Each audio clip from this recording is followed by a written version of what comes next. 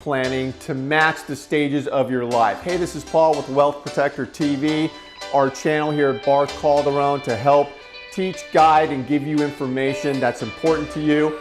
Really excited about this episode today. I have paralegal Craig Strom on with me, and we're talking about the stages of estate planning and what you should be thinking about every step of the way, from early on when you're younger all the way through to retirement. You're going to love this. Let's go jump in.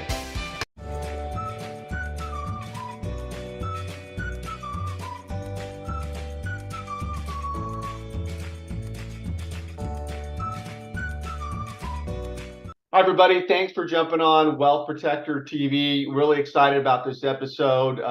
This is our channel at Barth Calderon. We're an asset protection, estate planning, and business planning firm serving clients across the country. And our main goal is to provide value to you, to teach, guide, help where we can. And I'm talking to paralegal at Barth Calderon, Craig Strom. What's going on, my man? Hey, good morning, Paul. Yeah, and we're going to jump into this, and I want to tell people, first of all, I'm going to share my screen because this is very important. Let me pull this up here, because anytime anybody takes the time to watch one of our episodes here, we want to give back to you. Craig, can you see this text guard assets up there? Absolutely. Yeah, definitely. Guard assets, 650-459-2712. So this is a way for you to get one-on-one with Craig and the team, the attorneys and Craig, for a complimentary planning assessment, asset protection, estate planning, whatever it is. Bring any issue to the table, big issue, small issue, anything in between. Just go to your cell phone and text Guard Assets to that phone number. You'll get a link to sign up. It's real easy. So take advantage of that and look forward to giving you some help. So Craig, let's jump into this. What we're talking about today is estate planning, the different stages of your life. And where we start with stage one is young adults, 18 to 30. And we know estate planning is for everyone. If you've got any assets, kids, whatever's going on in your life, you need estate planning. So let's talk about phase one, young adults, 18 to 30. What's going on? What should those people be thinking about?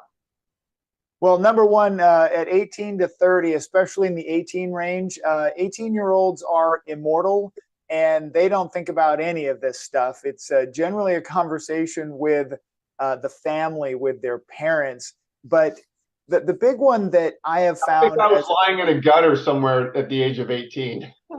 I don't know, but I'll tell you what, they are immortal. I know I was. You don't think about any of this stuff. But the interesting thing that I found as a motivator for 18, 19, 20-year-olds is their freedom, the topic of freedom. And you had mentioned this to me before we had gotten started, and you've had experience with this with clients in our firm, that the one simple thing, like a power of attorney for healthcare, but making sure that your parents or someone you trust can actually make decisions for you if you were injured or hurt or something like that. And this one thing really motivated, many times actually, was, hey, Mr. or Ms. 18, 19-year-old, I mean, if you were injured, this situation or that situation, and you're stuck in a hospital bed, do you really want to waste away in a hospital bed for the next 20 years? And the answer is unanimously no, because they're vibrant, young 18-year-old.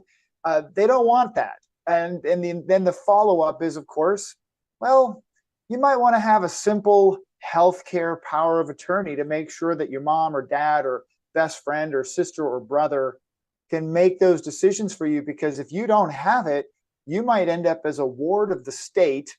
And the only thing worse than, I guess, being stuck in that gutter, Paul, would be stuck in a hospital room, wasting away for years. So it's a good point. Healthcare directives. And I know at that stage of life too, it's, you're maybe starting for the first time, retirement accounts, insurance policies, yes, and having the right beneficiaries on those things, 401ks, IRAs. Again, not something everybody thinks about, but important to get that done at that stage in your life, correct? Absolutely. Actually, I met someone recently at a car club event that had a young man, I think he was 19 years old, and he is actually making substantial money as a professional video game racing driver. Wow. Oh, Like on Twitch, this yeah. website that really has all the gamers. Well, he is an accomplished race car driver, and he makes good money driving on digital race car events, sponsors, and all kinds of stuff. He's actually making money. And I asked him if he had his financial power of attorney done. Had he done anything to make sure that if he was injured in one of his real race car events where he's driving a real car, if he Yeah. was injured, how would his parents be able to manage his business? And he said, I don't know. And I said, well, that's a financial power of attorney, right? Right. Right. No, good point. So, Good point. And I see more and more yeah. people jumping on. Great to have you here. Welcome. We're Yeah. going. Welcome aboard. Yeah. All right. So now we're going to early career, 30 to 45. And this is, obviously an important stage in life. What's going on here, Craig? What should people be thinking about? Well, the big one for me, because I'm a life insurance guy from a long time ago, is you get into that 30 to 45, you're probably starting to think about either having kids or already had kids, and you're starting to actually make a significant paycheck, or you've got a mom and dad both working to pay the bills and raising kids. Life insurance should be a big conversation. And let me be clear, Paul, it doesn't need to be fancy schmancy, cash value life insurance. Don't get sucked into that conversation young in life. It's just good basic term life insurance to replace your paycheck if you were gone all of a sudden. That's a big one. Yeah. And you're really starting to ramp up 401ks, IRAs, beneficiary designations are important, right? Yeah, yeah, and I've got the four kids, and at this stage of my life, I'm past 45 now. You probably can't tell, but I am. Way past 45, Right. way past. But I mean, as we were having kids starting, then this is something that obviously I'm in the industry. I was thinking about it, surrounded by people who reminded me. But I started getting into this and saying, okay, what if something happened to me? And so I got the life insurance, way back when, and got the four kids. Didn't want to take any chances, so it definitely was on my radar. Yeah, no, absolutely. And in a big way, this is the time when, for spouses, okay, and this is a critical piece that I want to mention because this came up recently, that when I say spouses, that can be same-sex couples that are either married or not. That can be husband and wife.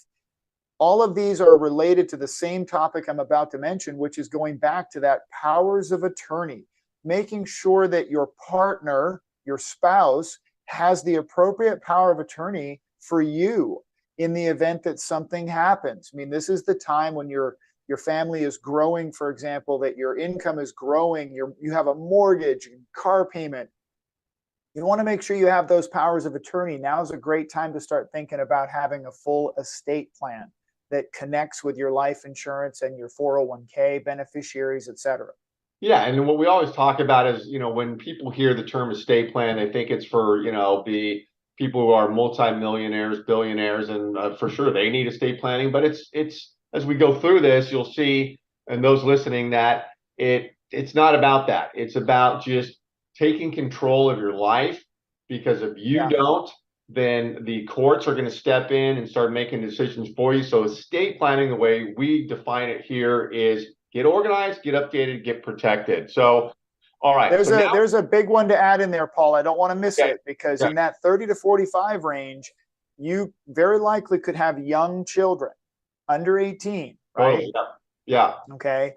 And the big one, and this actually happened just recently to me, where I've heard of it many times over the years, but never been so close to it, sitting right there at the table at dinner, listening to a family just share a very difficult story where mom and dad, young mom and dad, were both killed in a car accident. And this is a sister relaying the story of her sister and her brother-in-law dying in a car accident. And it was terrible. But the real terrible part was the family had to then go fight with the county family courts to get custody of the kids. The kids were home and some were in the car, kids were home. The county took the kids and put them in foster care for over a week Yeah, because there was no guardianship orders. There was nothing done in the estate plan. The family was able to get the kids back, but the county family courts had jurisdiction. They stepped in because there was no plan for guardianship. And God forbid there's an argument there amongst family members about who's taking the kids. Right. That's ugly. Right. Yeah. No. Good Yeah, one. you don't want that. No, and I remember you telling me about that and you dealing with that. All right, now we're getting into mid-career, 45 to 65. What's going on there, Craig? What should people be thinking about? This is absolutely a place to be reviewing your estate plan or the lack thereof. But when we talk estate plan in the early years, we might only be talking about, because you don't own a home yet, you might just need a simple will, powers of attorney, just good basic stuff, because estate planning is not a one-time event. You've said this 1,000 times, Paul, in the things in the videos that you've done and everything you've promoted. It's not a one-time thing. So in the early stages of things, you might have the basics, but now in that mid-career, 45 to 65, it's critical. You probably own a home. You've got substantial retirement assets. Your income is about to be as high as it's ever been. Now is the time for a full-blown estate plan that includes everything from your gifting strategies. We did a plan, actually, our attorneys did a plan for someone recently who really wanted charitable plans memorialized. And when we say memorialized, think about just putting those charitable plans in a concrete plaque, that it's going to happen. And we're doing it right now, Paul, just so you know. We're actually going to sign the paperwork today. I'm going to help the notary today get it signed, that this nice lady, who very sadly is leaving this world with cancer, she's going to leave soon, but she is so happy to know that she's going to lock in her charitable plan. She's going to give $1.5 million to her church.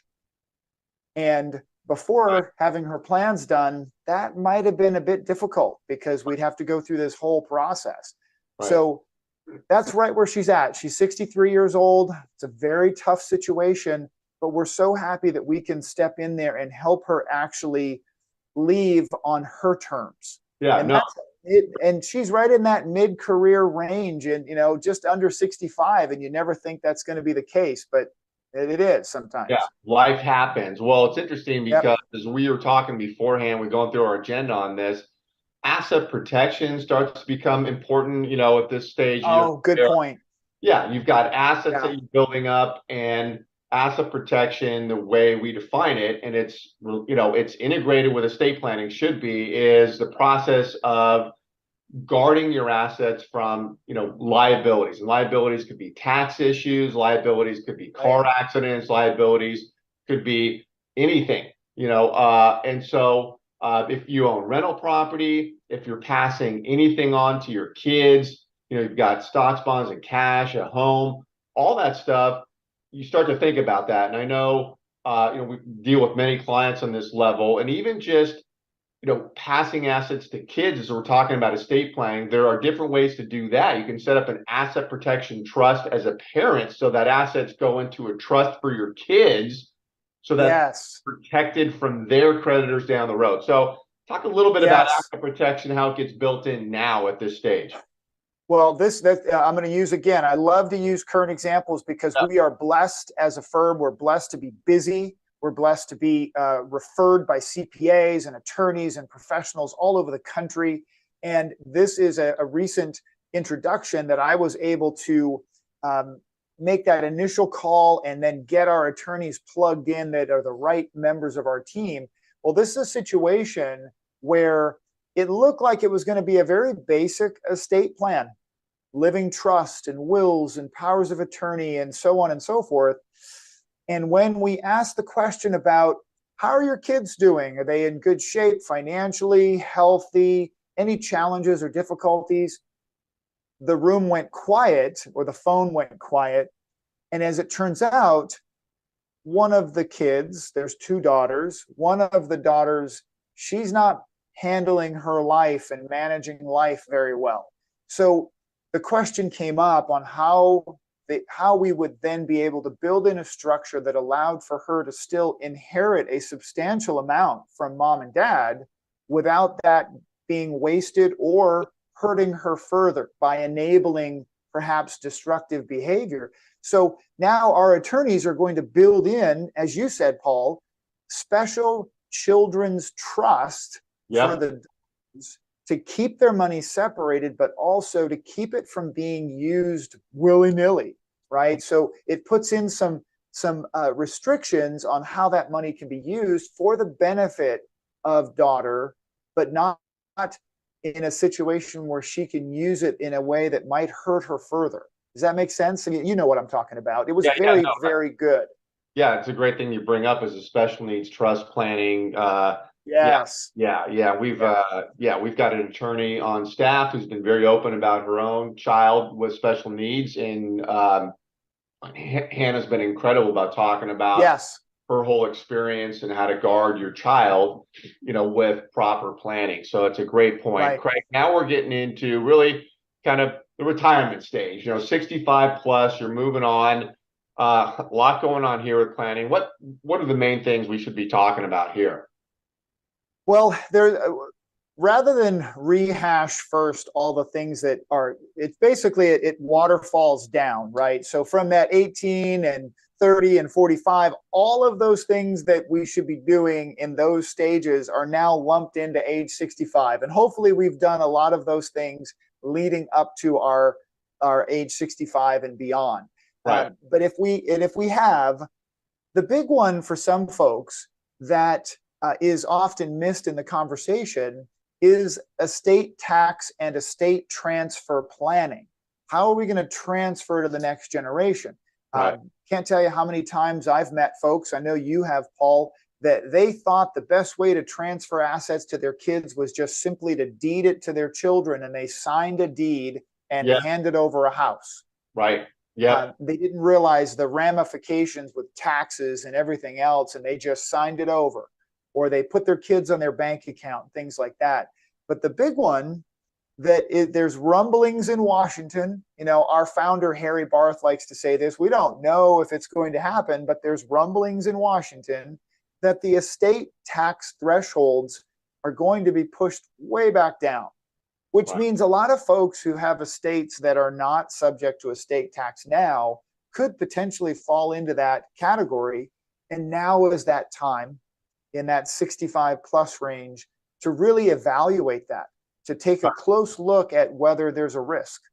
No, it's a great point. We also get into this stage here, as people, all of us are getting older and aging, there's a lot going on that we deal with there. There's a Medicaid planning, making sure that if you've got assets, that they are guarded so that you don't, exhaust all those assets through Medicaid and, your care. And so Medicaid requires you to spend down everything you have, basically to go broke before you start getting help, for your care. And so that's an issue that comes up with a lot of clients. And we have discussions with family members about that, is what do you do with aging parents? It's a delicate situation. Well, I told my mom I'm going to leave her at Walmart in the pet department, but she says she's on to me, so I'm gonna have to come up with a different idea. But you're bringing up a good point that the law is an interesting animal, right? The law is for everyone, and in using areas of the law and appropriate structures that would be otherwise missed because they didn't have a team that understands, hey, by the way, everybody's allowed to go over there and to use that, but you just don't know it yet because you have not met a team like Barth Calderon. Right. That's the key, is that at 65 and 65 plus, you really want to make sure that you have been introduced to all of the nuanced planning, the estate planning, legacy planning that you may not have been introduced to yet, so that you can at least decide, right, that whether or not that's appropriate for you.